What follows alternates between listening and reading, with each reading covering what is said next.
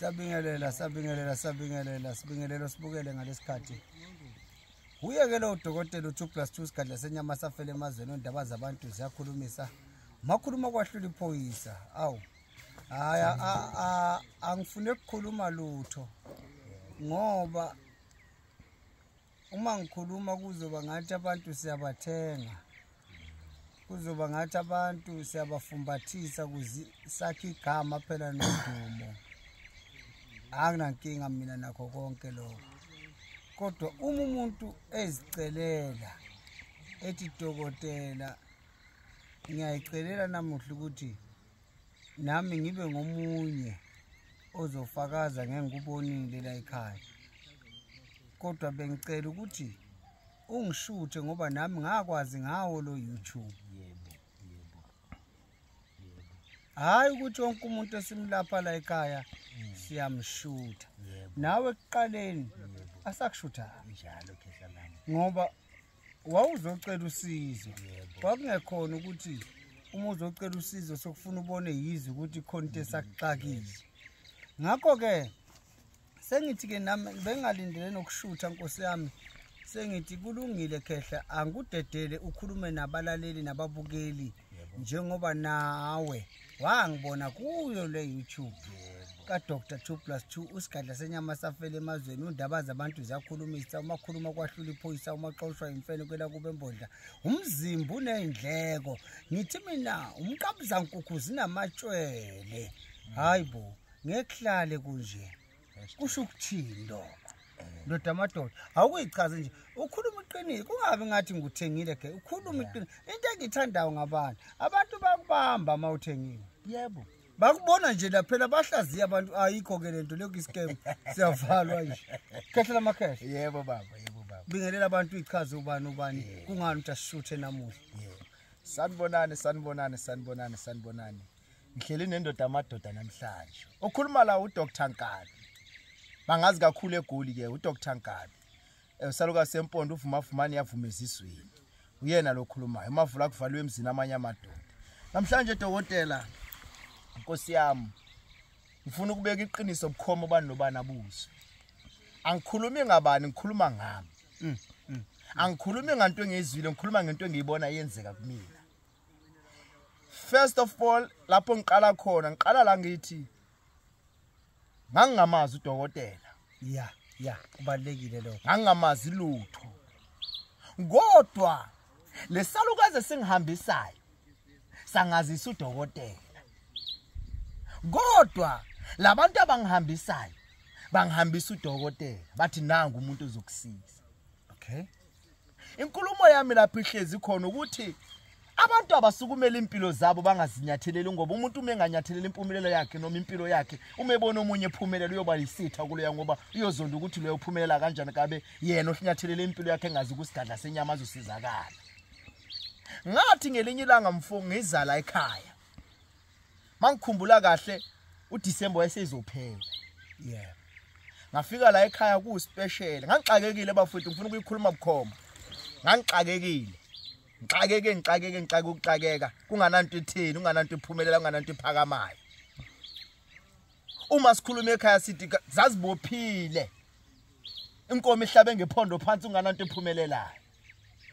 Kodwa into engijabulelayo noma into engikhulumayo ukuthi ngafika la endlini yala ekhaya kwa Dr. 2+2 kwakunganamuntu ongenayo ekhaya kwakunganampumelelo amazulu mekhuluma athi kanti lalelezi kwakungananto baba kwakungananto futhi nempukane zazingazi lapho yazi impukane ayilapho ngana kudla. Kodwa into engiyijabulela edokotela ukuthi ithe mangifika la ekhaya ngamukelwa kamnandi ithe mangamukelwa yazi into enkulu ubona ukuthi impumelelo zoyithola ukuamukelwa lokho uzoamukelwa ngakhona ngaamukelwa la ekhaya ithe mangamukelwa la ekhaya ngifikile ekhaya ngafika udokotela ngamthola esigodlweni sakhe sakhuluma nje amazwi amabili wathi ndoda ngizokusiza ngifuna abantu bandalaine lapho #siphoqa izinto ngenkani ngabe sengibeka konke obuhlungu okungidlayo kudokotela ngifuna ukunitshela ubukhoma bafowethu ukuthi ngilitshela iqiniso ngathi ngisuka la ekhaya okwakwenziwa lapha ebusuku kwenzakala ngisiziwa ngandlela zonke ngathi ngisuka la ekhaya ngithi ngikakophumi njengakofika lapha ejunction estopini lapha ngabe sengifonela eclient ngikhuluma ngokuthi wakusangasangeni umuntu kwakukandlwana kwabe sekufona umuntu ethi baba kwakunosizo oluthizo kumele silenze wabe sefaka imali ngagibela la ejunction ngathi ngakafika ejozini kwafona umlungu wathi nkabi ngidinga usizo lwakho ngoba ngiyazi uwena umuntu ozongisiza waba umlungu efaka imali ethi singakokhulumi naye imali engukhanyisela ngayo kodwa ngiseza sizokhuluma ngathi mayibheke kaphongolo iyondlule ephongolo umama wangifonela wathi hey baba hayi babe olandeni engaka naba abantu bagcwele la ekhaya bathi bayakulinda mangikhuluma ngabantu bafowethu ngikhuluma ngabantu ababili ngikhuluma nge30 yabantu kuyaphezulu sebangilindile edokotela esigodlweni ngathi ngifika mfowethu yabe konakele ngathi ngifika ngabe ngithola abantu bexakekile ngafika nami impilo yami yaphenduka ngabuyela kule simo ngangikiyo sokuqala engifuna ukusho dokotela ukuthi abantu babangangeni kuphela mabaye kumuntu ozobabusisa awume wawuqala indoda amadoda ukuhamba inyanga njengenyanga uvakashela inyanga yofuna usizo awuthi-ke ngiyibeke noma ungeke uze ugagule uma ukuthi khona la wahamba khona kodwa nje ukusukuma wawukuthatha kancane noma ungaboni kuyinto ebalekile ungazi uhlupheka njengale ndlela ofika uhlupheka ngayo la kimi indlela engangisho dokotela ngendlela ngangimandla ngakhona ngangisho ukuthi khona inyanga engama ngaphambi kwami ngangihlala ngisho kanjalo kodwa ngaba lapho ngifika ngingena khona before ngifika kuwena anqonqoze emzini othize ungayi lapho igazi lakho noma idlozi lakho lengakuvumela ukuya khona mina ngase ngisosizi ngathi mangifika lapha ngangasizakala ngizobeka bukhoma mina ngisizakale la kulomuzi lo la ekhaya ngibona ngijabule ngimuhlenge njani namhlanje futhi ngigundene ekhanda dokotela into engizoyisho ukuthi la ekhaya ngiyaqala ukufika enyangeni engiphilisayo njengenyanga engikushoyo ukuthi nenyanga lapha ekhaya sukumane kwezinye inyanga niyosiza ukuthaka niyosiza ukukhuphula niyosiza ukusizwa ayikho impumelelo ehlele esihlahleni uzicabanga ukuthi uyethola ehlele esihlahleni njengepentshisi nepentshisi ukuthi livele esihlahleni lidinga kube nesizini yalo ukuthi likwazi ukuvela lapha esihlahleni ngabe sengifika kulomuzi wakababa ngayibona impumelelo bakithi ngifuna ukunitshela ngiyibonile impumelelo kungakho namhlanje ngibuyile futhi ngoba lapho ungasizakala ngakhona udokotela ubuyeli uyazi mina uyangena nje esigodlweni bathi kunomuntu olandelayo angisakuboni angithi baningi abantu esibasizayo yebo futhi ngeke kulokhu bafake emqondweni yebo mina ngisakuboni bese ngithi umfana kavula umnyango kahle kukhanya yebo hawu ngithi le ndoda namuhla ngathi sisulekile nje isekuzekile emadoda angathi la into zala ekhaya baba zangigeza asikhuluma iqiniso dokotela into zala ekhaya mina ngisizekile baba ngifuna ukukutshela ngisizekile ngisizeke kakhulu futhi ngize ngakhe nekhaya lapho ngihlala khona ngithi ngibela ngaakha baba ngendlela engisizeke ngakhona ukhule ndoda amadoda engizokusho ukuthi dokotela mina ngiyabonga siyabonga futhi amandla akho ngiyawabonile baba angizwi ngobani angithengwanga futhi ngikhulumiswa inhliziyo ejabulile ngiyakuzwa uma kumele ngikhale ngangizokhala kodwa ngiyindoda wangiqinisa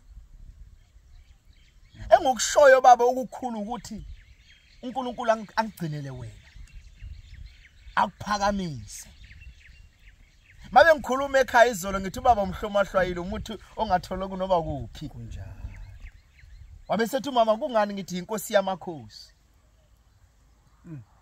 kuningi esazokwenza la ekhaya dokotela kuningi esazokuletha la ekhaya futhi dokotela engokushoyo ukuthi umuntu amandla yabona neBhayibheli lithi umuprofiti akakhulunywa lapha khona kodwa ubongwe emazweni kungakho nami ngisuka emazweni ngize la ekhaya ngizobonga ukuphi negoli lapha ngihlala lapha eVale eGoli dokotela Bashele bakwazi. Ngisevali lapha edokotela, ngisevali. Abaningi abayaziyo ngihle ngisebenzele esibuke ngepulukong, endawo ukuthi ayipulukong.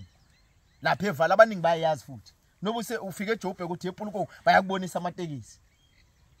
Noma ukuphi kodwa mawuse egoli nje uthi ngepulukong bayakubonisa amatekisi.